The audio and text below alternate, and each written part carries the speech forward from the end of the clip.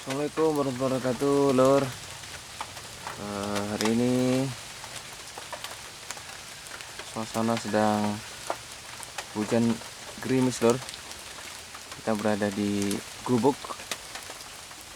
Nah, perapian sudah ada, lighting sudah ada.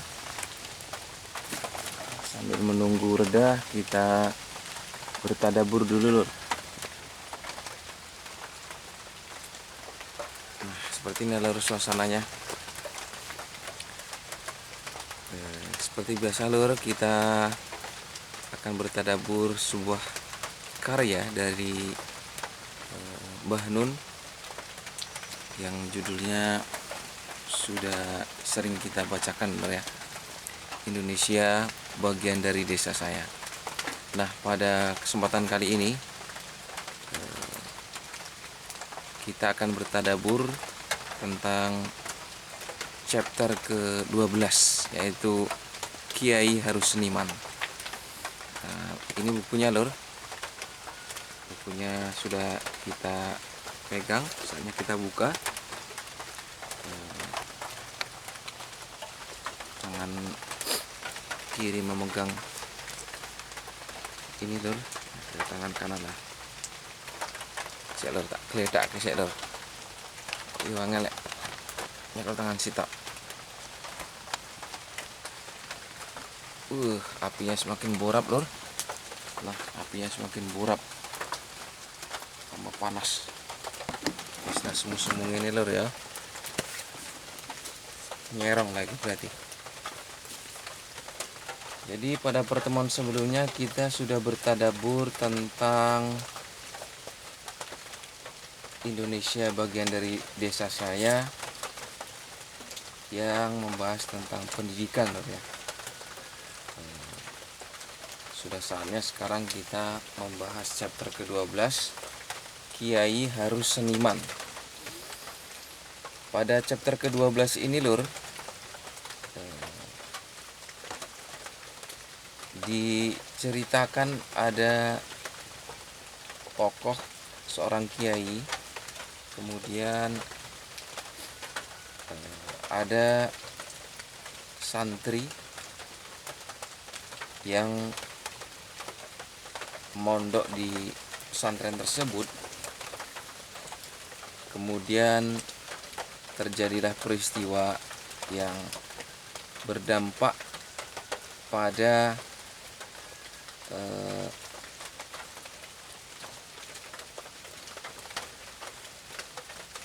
inti daripada pembahasan ini, Kiai Harus Seniman.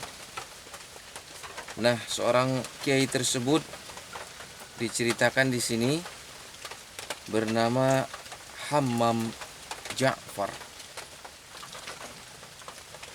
Kalau diikut sertakan dengan gelarnya berarti Kiai Hammam Ja'far.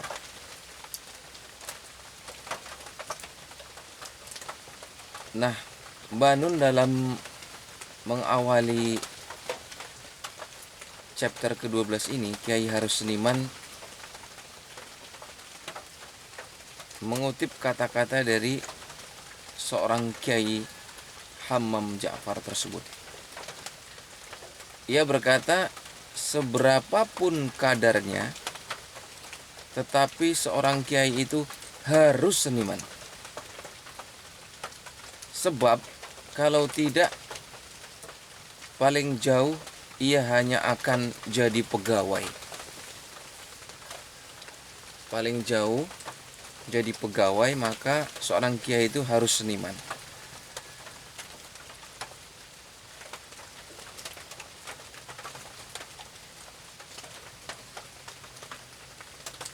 Nah, ini akan kita kolerasikan nantinya di akhir pentadaburan. Tapi sebelumnya Mbah Nun menggarisbawahi di sini bahwa seniman di sini bukan pengertian verbal, ya, bahwa kiai itu harus seorang aktor film ataupun seorang inilah ya yang kita pahami era modern ini, seniman dalam artian yang kita pahami, tapi seniman yang dimaksudkan dalam judul ini dijelaskan dalam sebuah tindak tanduk perangai dan suri tauladan sang kiai tersebut, yang kita bisa menyimpulkan bahwa kiai tersebut adalah seorang seniman.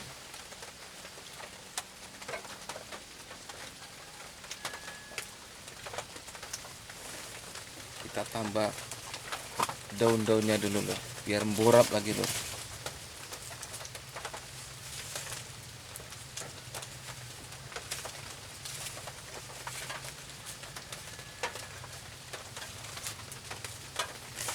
Nah, itulah yang disampaikan oleh Mbah Nun dalam buku ini, Kiai Harus Seniman. Nah, peristiwa yang terjadi adalah adanya sekelompok mahasiswa yang mondok di pesantren tersebut, di pesantren Kiai Hamam Ja'far tersebut.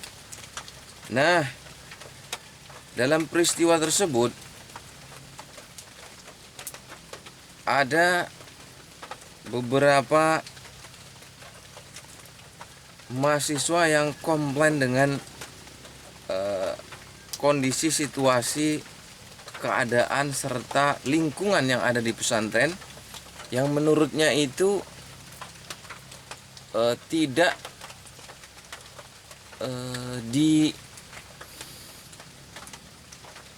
diatur oleh peraturan yang legal, oleh peraturan yang tertulis, sehingga para mahasiswa yang magang di situ cenderung untuk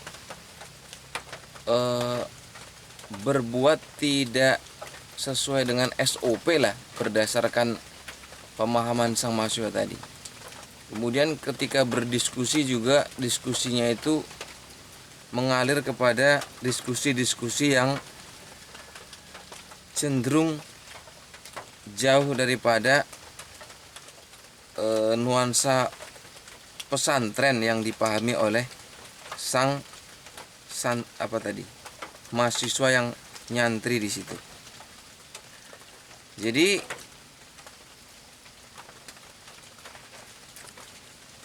ketika hal tersebut diutarakan kepada Kiai Hamam Ja'far, maka sang kiai tentunya tidak terlalu kaget gitu. Malah justru ungkapan tersebut diputar sehingga sang mahasiswa akan berpikir lebih jernih, kritis, serta solutif.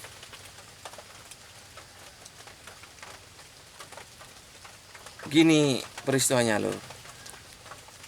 Lah gimana sih?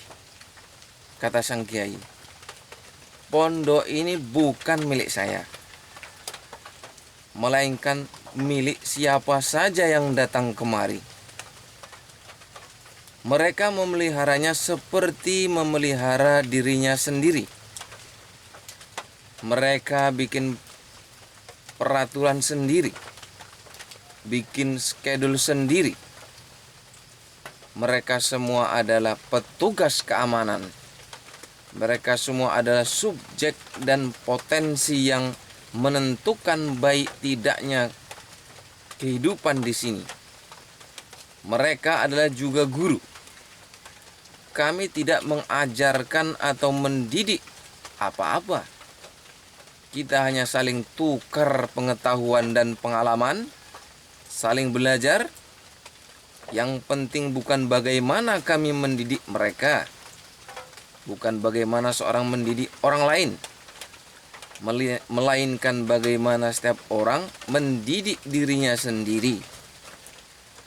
Kalau setiap kita sudah mampu mendidik diri sendiri, karena masing-masing orang pasti memiliki kepekaan dan ukuran-ukuran atas lingkungannya.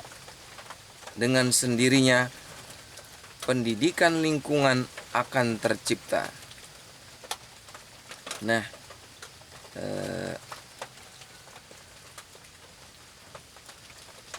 dari ungkapan tadi maka hal tersebut sudah menjawab secara gamblang komplain daripada mahasiswa yang merasa kok di pesantren nuansanya seperti ini. Jadi ini adalah sebuah strategi, sebuah cara agar mahasiswa yang mondok di pesantren itu merembukkan ide-ide, merembukkan gagasan, merembukkan opini, merembukkan keinginan satu sama lain, merembukkan kepentingan satu sama lain, kemudian mengerucutkan kepada kepentingan bersama, gagasan yang berdampak kepada kemajuan bersama, kemudian kepentingan yang berujung kepada kepentingan bersama, sehingga nuansa di pesantren tersebut menjadi nuansa yang mengadem ayemkan. Seperti itulah kira-kira apa yang diutarakan oleh Kiai Hamam Ja'far kepada para mahasiswa. Mengapa Kiai Hamam Ja'far memberikan statement seperti itu? Ungkapan seperti yang barusan kita baca tadi adalah ungkapan untuk manusia yang sudah dewasa, manusia yang sudah berpikir, manusia yang berakal. Sehingga ungkapan yang disampaikan adalah ungkapan yang merangsang akal, pikiran, serta kemampuan kemanusiaannya untuk berembuk bersama. Dengan cara ini Jawa lah ya. Lah wong wis gedhi tuwa kok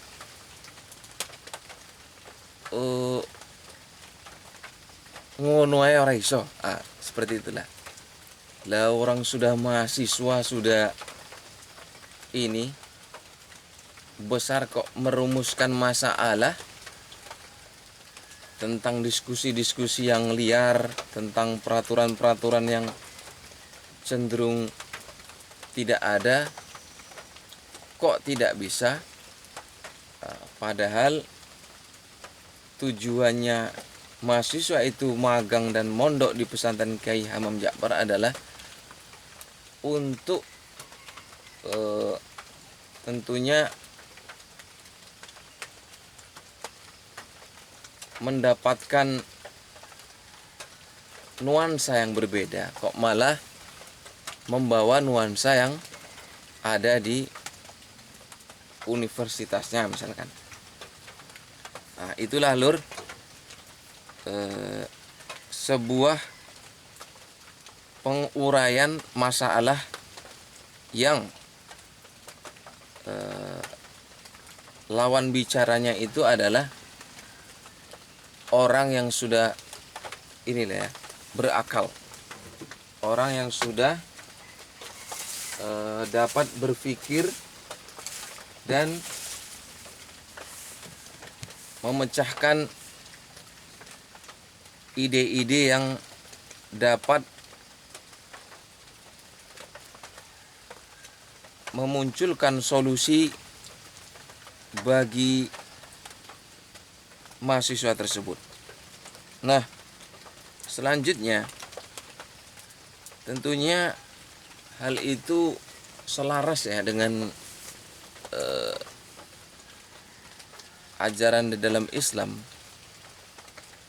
Dalam Islam ada sebuah ungkapan, hadithun nasa ala qadri uqulihim. Hadithun nasa ala qadri uqulihim.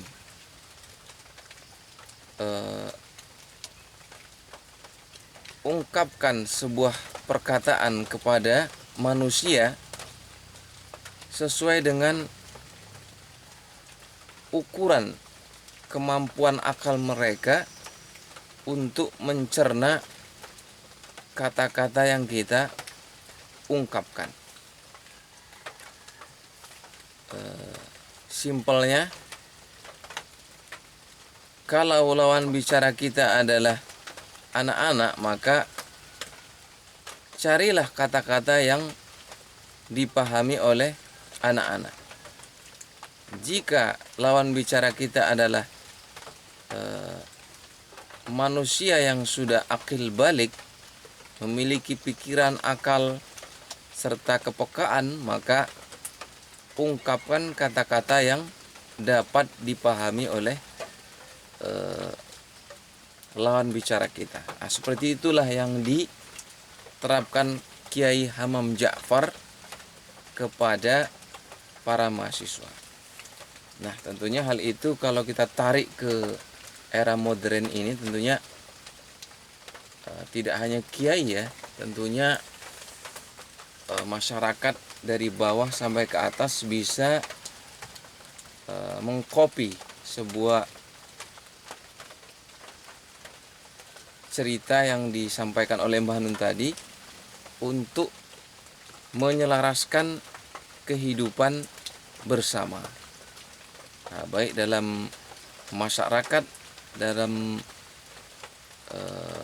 tatanan sosial dan lain sebagainya, dengan contoh kasus yang berbeda-beda, namun pisau bedahnya adalah pisau hadithun nasa ala qadri uqulihim tadi. Selanjutnya di sini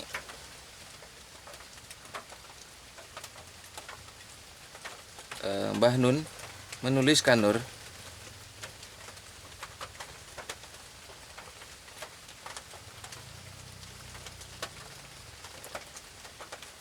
tentang Kiai Hamam Ja'far. Kiai Hamam Ja'far yang ditulis di sini, ketika Kiai Hamam Ja'far diliput oleh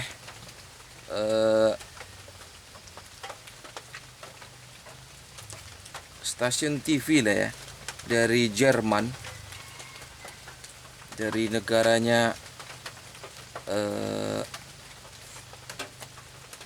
ini pemain Jerman sepak bola yang masyhur adalah Mesut Ozil, tapi sayang sudah tidak main lagi karena dia keturunan dari Turki lah ya. Sempat menjuarai Piala Dunia juga. Kemudian stasiun TV itu ingin memfilmkan Islam di pesantren Kiai Hamam Ja'far. Maka Kiai Hamam Ja'far tidak terus ngaji, terus sholat, zikir, yasinan, tahlilan, tetapi yang disuguhkan adalah sawah dan para petani yang bekerja di pagi hari, kemudian berpeluh, membanting tulang, membajak, menanam, serta menyiangi rumput-rumput yang ada di sawah. Kemudian ada juga santri yang mengangkat batu dari sungai, menggergaji kayu, dan membangun sebuah gedung. Kemudian ada guru-guru yang mencuci pakaian, santriwati yang sibuk di kolam ikan dan berlatih bahasa Inggris.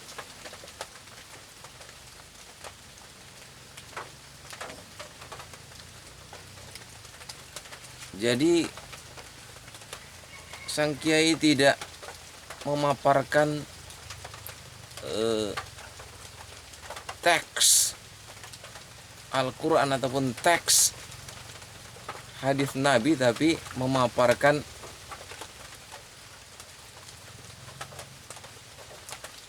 amal daripada teks dan hadis Nabi tersebut.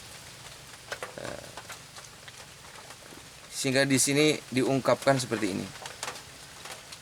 Islam adalah kesetiaan mengerjakan hidup. Islam itu keterus-menerusan menghayati gerak yang merdeka. Kemudian di sini ditulis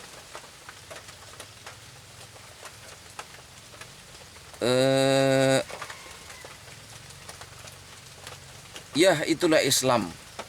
Islam itu bukan salah satu agama, bukan satu faktor kehidupan di sisi faktor yang lain. Islam itu kepasrahan hidup yang menghasilkan kemerdekaan, dan dengan begitu menumbuhkan kebahagiaan. Islam bukan hanya potret seorang sedang sembahyang, melainkan juga kandungan sebuah puisi dalam tanaman padi, kesuburan yang ditetesi keringat penanamnya, juga dalam tindakan perlawanan terhadap segala macam penindasan dan penjajahan. Nah, itulah Islam yang diungkapkan oleh Kiai Hamam Ja'far ketika stasiun dari Jerman itu ingin memfilmkan Islam di pesantren Kiai Hamam Ja'far. Maka karena tadi sudah kita singgung, Kiai itu harus seniman, maka yang disuguhkan kepada peliput itu adalah peristiwa-peristiwa yang bermakna begitu dalam ya. Nah, kemudian di akhir pembahasan ini Lur, diungkapkan seperti ini. Jika ada kata pertanian, maka yang terbersit di pemikiran kita adalah cangkul persawahan, dan inilah ya, padi-padian. Kalau disebut agama, yang terbersit adalah orang bersembahyang. Kalau disebut kesenian, muncul wayang orang. Itulah mind setting yang sudah terinstall di dalam ini kita ya, otak kita, dalam ini kita. Pemahaman kita bahwa agama itu orang bersembahyang, kemudian pertanian sawah-sawah, kemudian kesenian wayang orang. Nah, dengan demikian Kiai Hamam Ja'far mencoba untuk